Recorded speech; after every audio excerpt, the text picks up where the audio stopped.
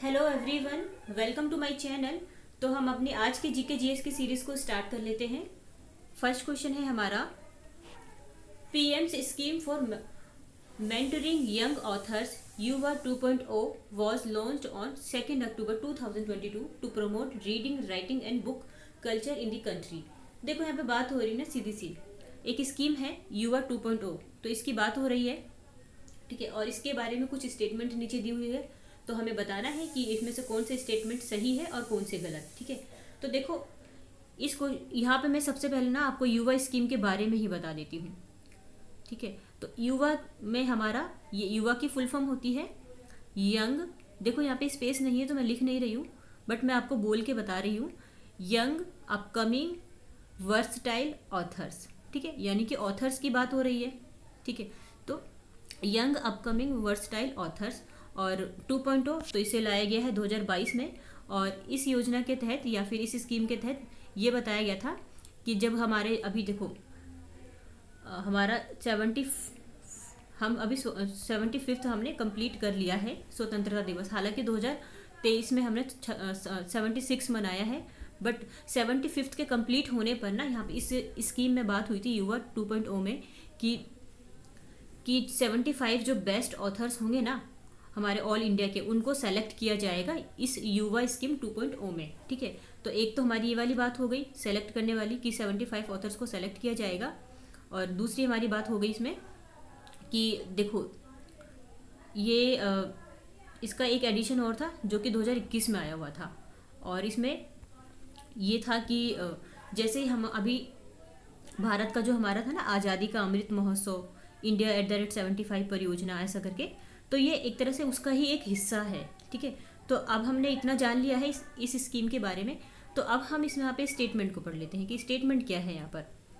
तो option first statement है हमारा, अंडर युवा 2.0 scheme a total of 75 authors will be selected through an all India contest. तो ये सही आंसर है, क्योंकि मैंने अभी बताया 75 बेस्ट ऑथर्स को चुना जाएगा, ठीक है। सेकेंड ऑप्शन है, युवा first edition was launched in 2021। तो ये भी हमारा ठीक हो जाएगा, ठीक है। देखो ज़्यादा गैप नहीं है, युवा फर्स्ट आया 2021 में और युवा 2.0 आया 2022 में, ठीक है। तो हमारा ऑप्शन 3 यानी कि both first and second are correct, ठीक है। तो यानी कि फर्स्ट प्लस सेकेंड हमारा दोनों ही करेक्ट हो जाएगा, तो हमारा आंसर नंबर 3 इज करेक्ट, ठीक है। नेक्स्ट क्वेश्चन पे चलते हैं। नेक्स्ट क्वेश्चन है हमारा, which of the following union minister has launched a book title role of labour in India's development in 2022। बात हो रही है, एक बुक है जिसे लॉन्च किया गया है, इस बुक का नाम है role of labour in India's development, यानी कि इंडिया के डेवलपमेंट में लेबर का जो रोल है वो इस पर बेस्ड है ये बुक, और इसे मार्च 2022 में लॉन्च किया गया है। तो इसको लॉन्च किसने किया है, कौन से यूनियन मिनिस्टर ने, ठीक है। ऑप्शन है हमारा पीयूष गोयल, नारायण राणे, नितिन गडकरी, भूपेंद्र यादव। तो हमारा आंसर हो जाएगा भूपेंद्र यादव, ठीक है। और वर्तमान में मैं बात करूँ ना, तो इनके हाथ में कौन सी मिनिस्ट्री है, तो इनके पास मिनिस्ट्री है अभी लेबर एंड एम्प्लॉयमेंट मिनिस्ट्री, ठीक है। और साथ में इन्वायरमेंट मिनिस्ट्री भी इनके पास में ही है, मतलब ये सारे एक साथ ही हम बोलते हैं, ठीक है। तो देखो मैं आपको इनकी एक ये इमेज दिखा देती हूँ। ये है हमारे Bhupendra Yadav, ministry of labour and employment, ठीक है। तो आप यहाँ से इमेज के थ्रू इनको देख सकते हैं, और इमेज के थ्रू देखने से हमें लंबे टाइम तक याद रहता है, ठीक है। अच्छा, मैं इस क्या कुछ और है यहाँ पे बताने के लायक, और बाकी मैंने सारा आपको बता दिया है, ठीक है। नेक्स्ट क्वेश्चन पे चलते हैं। नेक्स्ट क्वेश्चन है हमारा, which of the following allotropes of carbon is the hardest natural substance non that has a very high melting and boiling point. बात हो रही है कि कार्बन के एलोट्रॉप्स के बारे में, जो कि काफ़ी हार्ड होता है, ठीक है, और वेरी हाई होता है कि इसको हम मेल्टिंग कर पाए, या बॉइलिंग पॉइंट इसका वेरी हाई होता है। तो यहाँ पे इसका आंसर हो जाएगा, क्या हो जाएगा, तो देखो कार्बन जो होता है ना उसके 2 ही एलोट्रॉप्स होते हैं, ठीक है। पहला होता है हमारा ग्रेफाइट, दूसरा होता है हमारा डायमंड, ठीक है। तो देखो आपने हम ग्रेफाइट को हम रिलेट कर सकते हैं, जैसे कि आपने पेंसिल देखा होगा, पेंसिल की जो नोक होती है ना उसमें ग्रे कलर का जो होता है जिससे हम लिखते हैं वो हमारा ग्रेफाइट ही होता है, ठीक है।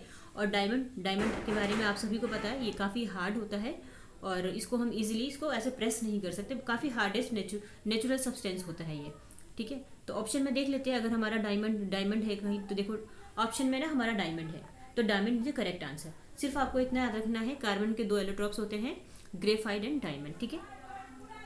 नेक्स्ट क्वेश्चन पे चलते हैं। नेक्स्ट क्वेश्चन है हमारा, in honour of Gandhi Jayanti fit India freedom run 3.0 was launched at the major Dhyanchand national stadium in which city. बात हो रही है मेन कि यहाँ पे जो मेजर ध्यानचंद नेशनल स्टेडियम है वो कहाँ पर है, ठीक है। ऑप्शन है कश्मीर, न्यू दिल्ली, पटना, रायपुर। तो देखो हमारा ना सही आंसर हो जाएगा ध्यानचंद नेशनल स्टेडियम, ठीक है। जो ध्यानचंद नेशनल स्टेडियम है ये हमारा न्यू दिल्ली में ही है। और अच्छा, मेरे को यहाँ पे न्यू दिल्ली बोलना था, मैंने ध्यानचंद बोल दिया गलती से, चलो कोई बात नहीं। तो न्यू दिल्ली हमारा करेक्ट आंसर है। और अगर मैं बात करूँ न्यू दिल्ली की तो यहाँ पे और कौन कौन से स्टेडियम है, तो देखो यहाँ पे अरुण जेटली स्टेडियम है, ताल कटोरा स्टेडियम है, और जवाहरलाल JLN लिख देती हूँ मैं, जवाहरलाल नेहरू स्टेडियम है, ठीक है।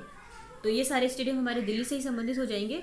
और क्या कुछ और रिलेट कर सकते हैं? अच्छा, एक क्वेश्चन आप बिल्कुल इसको रिलेट कीजिए, बहुत इंपॉर्टेंट है। देखो CCTV कैमरा ना सबसे ज़्यादा ना दिल्ली में ही लगाया गया है, ठीक है, तो आप ये याद रखिए।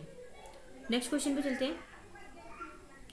नेक्स्ट क्वेश्चन है हमारा, which of the following region of the globe exhibits the highest species diversity. बात हो रही है कि हमारे जो पूरे ग्लोब पर मतलब हाईएस्ट स्पीसीज डाइवर्सिटी कहाँ पर है, सबसे बड़ा एरिया डाइवर्सिटी का ये कहाँ है। तो ऑप्शन है Himalayas, Amazon forest, western Ghats of India, Madagascar. तो हमारा आंसर हो जाएगा अमेजन फॉरेस्ट, ठीक है। कहाँ पर है ये, तो ये है हमारा साउथ अमेरिका में, साउथ अमेरिका। देखो यहाँ नॉर्थ अमेरिका है, यहाँ नीचे साउथ अमेरिका है, और यहाँ साउथ अमेरिका में ही हमारा है अमेजन फॉरेस्ट। और अगर मैं इसकी डाइवर्सिटी की बात करूँ तो यहाँ पे मतलब देखा जाए तो बहुत बड़ा एरिया है, और लगभग मैं कह सकती हूँ कि 70 लाख वर्ग किलोमीटर में फैला हुआ है। और यहाँ पे डिफरेंट तरह की आपको स्पीसीज दिख जाएगी, मतलब डाइवर्सिटी का जो लेवल है वो बहुत ज़्यादा है यहाँ पर, ठीक है। और आप सिर्फ इतना याद रखिए कि ये इसका जो एरिया है वो काफ़ी दूर तक है, काफ़ी फैला हुआ है, ठीक है। नेक्स्ट क्वेश्चन पे चलते हैं। नेक्स्ट क्वेश्चन है हमारा, फिल इन द, देखो हमें यहाँ पे फिल इन द ब्लैंक करना है। वी, अच्छा ये तो मैं नहीं पढ़ूंगी क्योंकि ये तो आप लोगों को पता ही होगा। ये हमारा पूरा प्रियम्बल दिया हुआ है यहाँ पर, ठीक है। और प्रियम्बल का जो स्टार्टिंग लाइन होता है इसमें हमें जस्ट वही ऐड करना है, ठीक है। वैसे हम सबको ही पता है we the people of India ऐसे करके है ना, या फिर हिंदी मीडियम वाले कह सकते हैं कि हम भारत के लोग, ऐसे, ठीक है। तो इसका जो आंसर हो जाएगा we the people of India, ये कहाँ है, ये हमारा ऑप्शन नंबर 4 पे है। We the people of India having solemnly resolved, ये सारी चीज़ें, मतलब ये पूरा का पूरा प्रियम्बल ही उठा के दे दिया है, ठीक है। देखो यहाँ पे ये प्रियम्बल है, मैंने यहाँ पे देखो हिंदी और इंग्लिश ये दोनों में ही ऐड कर रखा है, तो आप इजीली देख सकते हैं। जो हिंदी मीडियम वाले और जो इंग्लिश मीडियम वाले दोनों के लिए ही ये ईजी रहेगा आपको देखने के लिए। नेक्स्ट क्वेश्चन पे चलते हैं। नेक्स्ट क्वेश्चन है हमारा,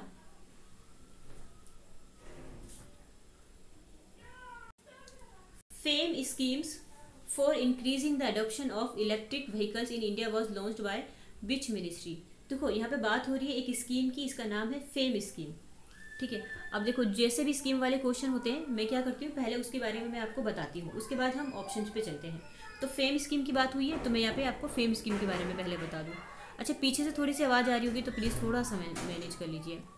ये देखो फेम स्कीम के बारे में आपको मैं बता देती हूँ। पहले मैं बताऊँगी इसकी फुल फॉर्म, तो ये होता है हमारा ये faster adoption and manufacturing of electric vehicles, ठीक है। देखो यहाँ पे जो बात हो रही है ना, मेनली ये इलेक्ट्रिकल व्हीकल्स की बात हो रही है इंडिया में, क्योंकि देखो क्या है कि ये जो आजकल हम देख रहे हैं ना कि क्लाइमेट चेंज को कम करने के लिए काफ़ी सारे उपाय किए जा रहे हैं, पॉल्यूशन को कम किया जा रहा है। तो एक पहल ये भी है कि इलेक्ट्रिकल व्हीकल्स को बढ़ावा दिया जा रहा है जिससे कि पॉल्यूशन कम हो। और जैसे आप दिल्ली वाला एरिया, दिल्ली जैसे आसपास का एरिया देख सकते हो, यहाँ पे बहुत ज़्यादा पॉल्यूशन है, पूरे टाइम यहाँ पे फॉग रहता है। अगर आप कभी दिल्ली विजिट करें तो आप देख सकते हैं कि बहुत ज़्यादा पॉल्यूशन होता है यहाँ पे, ठीक है। तो देखो बेसिकली जो फेम स्कीम है ना, इसमें बात हुई है इलेक्ट्रिकल व्हीकल्स को बढ़ावा देने के लिए, ताकि क्लाइमेट चेंज को कम किया जा सके, पोल्यूशन को कम किया जा सके और जीवन स्तर में थोड़ा सा मतलब सुधार हो सके। ठीक है, तो ये जो फेम स्कीम है इसको कौन से मिनिस्ट्री के तहत लाया गया है? तो इसको लाया गया है ministry of heavy industry. Ministry of heavy industry कहाँ है हमारा? ये रहा मिनिस्ट्री ऑफ हैवी इंडस्ट्री, इसके द्वारा ही इसको लाया गया है। और अगर मैं इसके बेसिक फेम स्कीम के बेसिक की बात करूँ ना, तो इसको ना लाया गया था ना 2011 में। ठीक है, अभी देखो 2024 आने वाला है, तो 2011 में लाया गया था और बात थी कि 2024 तक ये मतलब टारगेट को पूरा कर लिया जाएगा कि इलेक्ट्रिकल व्हीकल्स को बढ़ावा दे दिया जाएगा। बट अभी पूरा ये हुआ नहीं है। बट जैसे आप बाहर निकलते हैं तो आप देख सकते हैं कि काफ़ी ज़्यादा आप लोग इलेक्ट्रिक व्हीकल्स का यूज़ करने लग गए हैं। आपने स्कूटी वगैरह देखा होगा, ई स्कूटी करके, ये सारी चीज़ें है ना। अब इसमें क्या कर रही है सरकार कि लोगों को ना मतलब कम रेट में गाड़ी उपलब्ध करवा रही है, साथ में वो सब्सिडी भी दे रही है ताकि लोग इलेक्ट्रिक व्हीकल्स की तरफ आए। ठीक है, और मतलब हमारी जो गवर्नमेंट है उन्होंने मतलब ये भी तय किया है कि 2024 तक ना जितने भी स्मार्ट शहर है, राज्य हैं, वहाँ पे सारे मतलब ऐसे प्लेसेस पे चार्जिंग स्टेशंस वगैरह भी स्थापित करने का लक्ष्य इन्होंने रखा है। ठीक है, तो हम जो भी हमारे आसपास के डिजिटलाइजेशन हो रहा है, डेवलपमेंट हो रहा है, हम ये देख सकते हैं कि कितनी तेज़ी से हमारा देश डिजिटल की तरफ बढ़ रहा है। ठीक है, तो हमारा तो जो आंसर था वो था मिनिस्ट्री ऑफ हैवी इंडस्ट्रीज। ठीक है, यहाँ पे मैंने सर्कल कर दिया है। नेक्स्ट क्वेश्चन पे चलते हैं। नेक्स्ट क्वेश्चन है हमारा, who has been appointed as a director of Asia and Pacific department of the international monetary fund. बात यहाँ पे हो रही है कि इंटरनेशनल मॉनेटरी फंड के एशिया और पैसिफिक डिपार्टमेंट के डायरेक्टर के रूप में किसे अपॉइंट किया गया है। ठीक है, ऑप्शन है गीता गोपीनाथ, क्रिस्टलिना जॉर्जिया, सतीश दुआ, कृष्ण श्रीनिवासन। तो हमारा आंसर हो जाएगा कृष्णा श्रीनिवासन। ठीक है, तो इनको ही IMF के एशिया और पैसिफिक डिपार्टमेंट के डायरेक्टर के रूप में अपॉइंट किया गया है। और देखो ये तो हमने अपॉइंटमेंट वाली बात तो कर ली। एक यहाँ पे इंपॉर्टेंट टर्म आ रहा है IMF, इंटरनेशनल मॉनेटरी फंड, इसके बारे में थोड़ा सा बात कर लेते हैं। तो देखो IMF की फुल फॉर्म तो आपने यहीं से देख ली है। मैं यहाँ पे बात कर लेती हूँ इसके हेडक्वार्टर की। तो इसका हेडक्वार्टर है वाशिंगटन DC, मैं WDC लिख देती हूँ। ठीक है, वाशिंगटन DC में है। और ये अब IMF जो है ना, ये अस्तित्व में आया था 1945 में। वैसे तो देखो IMF का जो गठन हुआ था ना वो 1944 में ना ब्रेटन वुड्स सम्मेलन में शुरू किया गया था। बट इसका पूरा ये फाइनली अस्तित्व में आया था दिसंबर 1945 में। ठीक है, और एक इम्पॉर्टेंट क्वेश्चन ये कि IMF की जो पहली महिला अध्यक्ष है, या फिर हम कह सकते हैं पहली महिला चीफ इकोनॉमिस्ट, वो गीता गोपीनाथ ही बन गई है। क्योंकि ये इंडियन है, ये इसलिए मैं इम्पोर्टेंट बता रही हूँ। तो ये गीता गोपीनाथ है और ये हमारे मैसूर यानी कि कर्नाटक से ही बिलोंग करती है। तो ये लाइन आप याद रखिए गीता गोपीनाथ के बारे में कि ये IMF की पहली महिला अध्यक्ष बन गई है। ठीक है, नेक्स्ट क्वेश्चन पे चलते हैं। नेक्स्ट क्वेश्चन है हमारा, which of the following is not a characteristics of solid. देखो बहुत ईजी क्वेश्चन है, सॉलिड दे रखा है और हमें बताना है कि सॉलिड के बारे में कौन सा कैरेक्टरिस्टिक्स बिल्कुल सही है। तो ऑप्शन 1 है a solid has a fixed volume. तो ये हमारा सही आंसर हो जाएगा। जो सॉलिड जो ठोस होता है उसका एक फिक्स्ड वॉल्यूम होता है। ठीक है, जैसे हमने कोई भी सामान उठाया, लाइक हमारा फ़ोन, हमने कोई डब्बा उठाया या हमने कोई हार्ड चीज़ उठाई, तो उसका एक फिक्स्ड वॉल्यूम होता है। तो option number 1 is correct. Next है solid can be compressed easily. तो ये तो गलत है क्योंकि हम सॉलिड को ईजिली कंप्रेस नहीं कर सकते हैं। सपोज आपने अपना फ़ोन लिया या आपने टैब लिया, क्या आप उसको इजीली कंप्रेस कर पा रहे हैं? क्या दबा पा रहे हैं आप उसे? तो इजीली आप नहीं दबा पा रहे क्योंकि वो चीज़ें हार्ड है, वो सॉलिड है। तो ये नहीं है हमारा। हालांकि आंसर तो हमें मिल गया क्योंकि हमें नोट वाला बताना था, बट हम थोड़ा आगे भी पढ़ लेते हैं। आगे क्या दे रखा है, solid can break when subjected to force. बात हो रही है कि सॉलिड को जब फोर्स लगाया जाता है तो उसको तोड़ा जा सकता है। हाँ, ये बात भी ठीक है, कुछ सॉलिड्स ऐसे होते हैं जिनको कि फोर्स लगाने पर तोड़ा जा सकता है। ठीक है, यानी कि ये ठीक है, यानी और ये भी ठीक ही होगा। ये क्या है, it is difficult to change the shape of solids so they are hard. ये भी बिल्कुल ठीक ऑप्शन है। तो हमारा आंसर हो जाएगा solid can be compressed easily, क्योंकि हमें गलत बताना था इस ऑप्शन में, तो ये हमारा गलत हो जाएगा। ठीक है, और देखो आजकल एग्जामिनर गलत भी पूछता है। एक टाइम था जब एग्जामिनर सही पूछता था, अब एग्जामिनर गलत भी पूछ रहा है, तो हमें बहुत विवेक होकर चलना पड़ेगा। नेक्स्ट क्वेश्चन पे चलते हैं। नेक्स्ट क्वेश्चन है हमारा, researchers from the LV Prasad I institute and the centre for cellular and ये इतना बड़ा क्वेश्चन ना पढ़ के हम पढ़ते हैं कि किसने क्वेश्चन क्या पूछा है, ठीक है। Which IIT to develop a 3D printed cornea. बात हो रही है कि कौन सी IIT ने 3D प्रिंटेड कॉर्निया को डेवलप किया है। कॉर्निया आप समझते हैं ना, जो हमारे आईज में होता है। तो ऑप्शन है IIT Madras, IIT Kanpur, IIT Hyderabad, IIT Mumbai. तो हमारा आंसर हो जाएगा IIT हैदराबाद ने ही 3D प्रिंटेड कॉर्निया को डेवलप किया है, ठीक है। थोड़ा इमेज के थ्रू देख लेते हैं।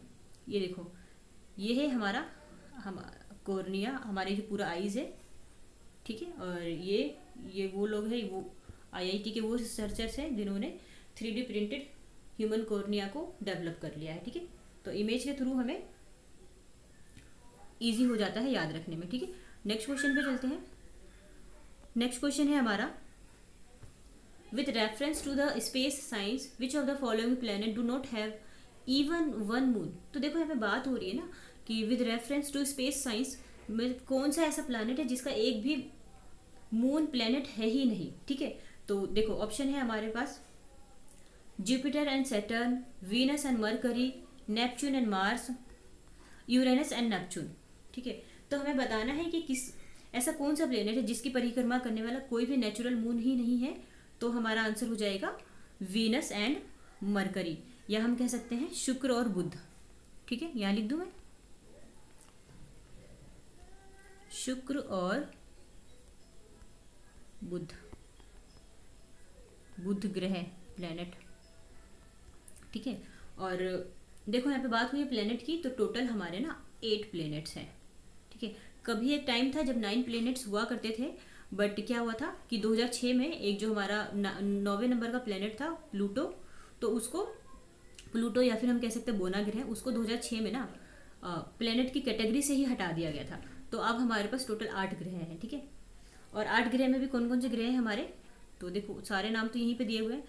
एक हो जाएगा हमारा Jupiter, Saturn, Venus, mercury, Neptune, Mars, Uranus. अच्छा, ये नेपच्यून तो दोबारा दे दिया, यहाँ पे हो जाएगा अर्थ, ठीक है। तो आप ये हमारे टोटल 8 प्लैनेट्स हो जाएंगे। वैसे इनको याद करने की ना एक ट्रिक भी है, आप इसको सीरियल वाइज याद रख सकते हैं। ऐसे है ना कि माई वेरी एफिशिएंट मदर, जस्ट ऐसे में लिख देती हूँ माई, ये एक लाइन है, अगर आप इसको याद कर लेंगे तो इजी रहेगा आपके लिए। My very efficient mother just serve us nuts, है ना। My very efficient mother just serve us nuts. तो यहाँ पे हो जाएगा ये मरकरी, वीनस, अर्थ, मार्स, मतलब ऐसे हम एक लाइन के थ्रू ये सारे ही प्लेनेट को याद रख सकते हैं, ठीक है। नेक्स्ट क्वेश्चन पे चलते हैं। नेक्स्ट क्वेश्चन है, देखो यहाँ पे ना एक इमेज दी हुई है और क्वेश्चन में कुछ लाइंस दी हुई है, तो हमें बताना है कि इस इमेज के बारे में कि ये इमेज कौन सी है, मतलब ये जो इमेज दी हुई है इसका नाम क्या है, ये बताना है। तो वैसे इजी है काफ़ी, फिर भी हम क्वेश्चन पढ़ते हैं कि the monument basis is made of red Bharatpur stones.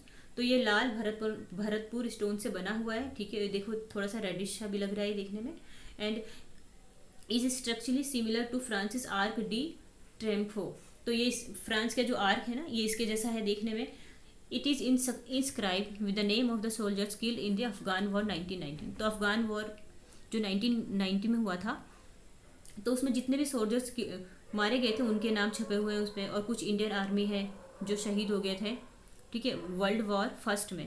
देखो यहाँ पे ना वर्ल्ड वॉर फर्स्ट में, तो उनके नाम भी यहाँ पे। तो देखो इससे रिलेटेड सिर्फ एक ही मॉन्यूमेंट है, और हमें पता है कि ये हमारा जो आंसर हो जाएगा, ये हमारा हो जाएगा इंडिया गेट, जो कि दिल्ली में स्थित है, ठीक है। अगर आप कभी दिल्ली आते हैं तो आप ज़रूर यहाँ विजिट कीजिए, ठीक है। वैसे यहाँ पे काफ़ी क्राउड रहता है हमेशा।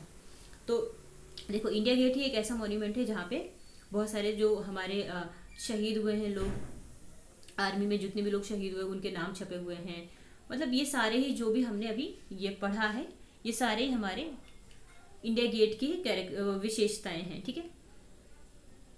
नेक्स्ट क्वेश्चन पे चलते हैं। नेक्स्ट क्वेश्चन है हमारा, what is the longest part of human digestive system. तो जो ह्यूमन डाइजेस्टिव सिस्टम है, तो उसका लॉन्गेस्ट पार्ट कौन सा है। ऑप्शन है large intestine, small intestine, stomach, rectum. तो हमारा आंसर हो जाएगा स्मॉल इंटेस्टाइन हो जाएगा हमारा सही आंसर, ठीक है। और स्मॉल इंटेस्टाइन यानी कि छोटी आंत, और ये लगभग हम देखें ना तो ये 20 फीट तक लंबा होता है, ठीक है, 20 फीट तक ये लॉन्ग होता है। आप कंफ्यूज मत हो जाना कि छोटी आंत है तो छोटा होगा, नहीं, ये स्मॉल इंटेस्टाइन है पर ये लंबा होता है। नेक्स्ट क्वेश्चन पे चलते हैं। नेक्स्ट क्वेश्चन है हमारा, as per the union budget 2022 how many crore has been made. देखो बात हो रही है ना 3.8 करोड़ हाउस होल्ड्स को ना हर घर नल से जल के स्कीम के तहत, मतलब इनको कितना अमाउंट ना एलोकेट किया गया है, मेन अमाउंट इसमें पूछा गया है, एलोकेटेड, ठीक है। तो देखो हर घर नल से जल स्कीम के तहत ना हमारा जो यूनियन बजट है 2022 से 23 वाला, तो इसमें टोटल 60,000 करोड़ अमाउंट एलोकेट किया गया है, ठीक है। मैंने यहाँ पे ऑप्शन नहीं बोला है क्योंकि मैंने आपको डायरेक्ट ही आंसर बताया था, 60,000 करोड़, ठीक है। तो ये आप याद रखिए, मैं यहाँ पे फिर से कर देती हूँ, 60,000 करोड़। नेक्स्ट क्वेश्चन पे चलते हैं। तो नेक्स्ट क्वेश्चन है हमारा, ये तो वही क्वेश्चन है, हाँ ये वाला आ गया हमारा question. The government of India act 1919 was passed by then viceroy of India on the recommendation of dash. बात हो रही है ना जो हमारा गवर्नमेंट ऑफ एक्ट 1919 है ना, उस समय पूछ रहा है कि इस एक्ट को उसने पास किया था इस समय के वाइसरॉय ने, तो इस समय वाइसरॉय कौन थे, ठीक है। ऑप्शन है Lord Elgin, Edwin Montagu, Charles first और लॉर्ड लिलिथगो। तो हमारा आंसर हो जाएगा एडविन मॉन्टेग्यू, ठीक है। तो इन्होंने ही इस एक्ट को पास किया था, द गवर्नमेंट ऑफ एक्ट 1990 को, ठीक है। और इस एक्ट के बारे में अगर मैं बात करूँ ना तो इस एक्ट को मॉन्टेग्यू चेम्सफोर्ड सुधार के नाम से भी जाना जाता है, ठीक है। देखो आपने यहाँ से 2 से 3 क्वेश्चन याद रख लिए।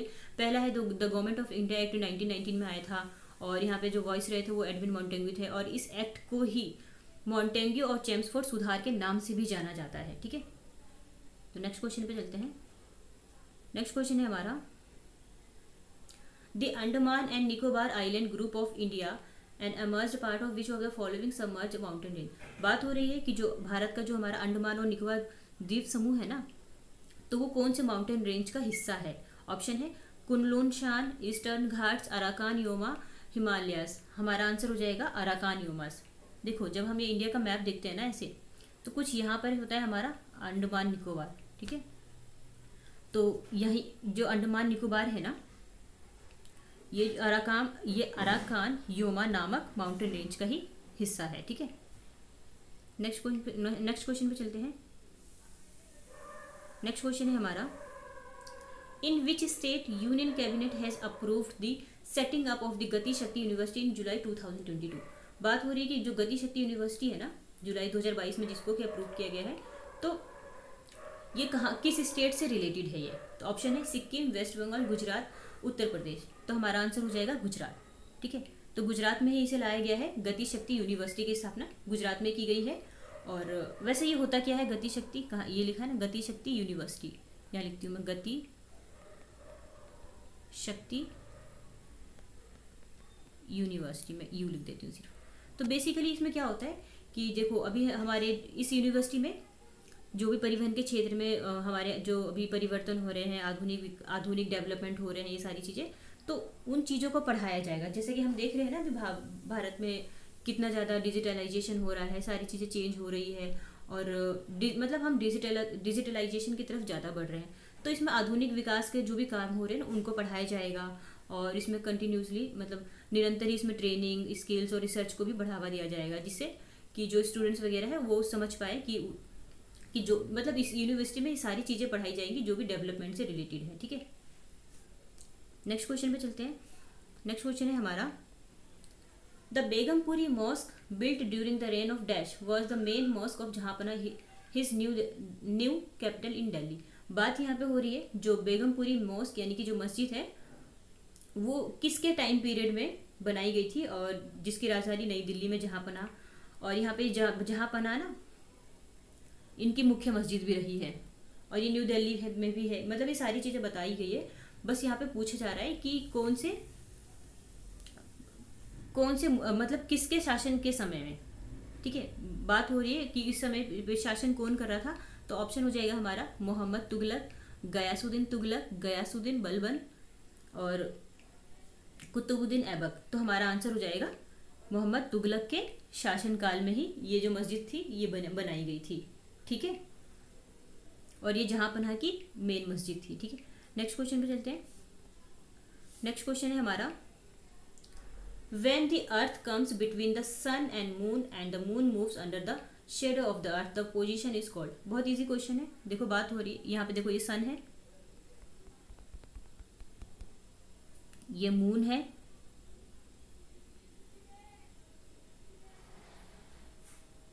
अरे यार ये तो काम ही नहीं कर रहा, ये हमारा अर्थ है, इसकी तो एक ही आंख बन पाई है, तो काम ही नहीं कर रहा।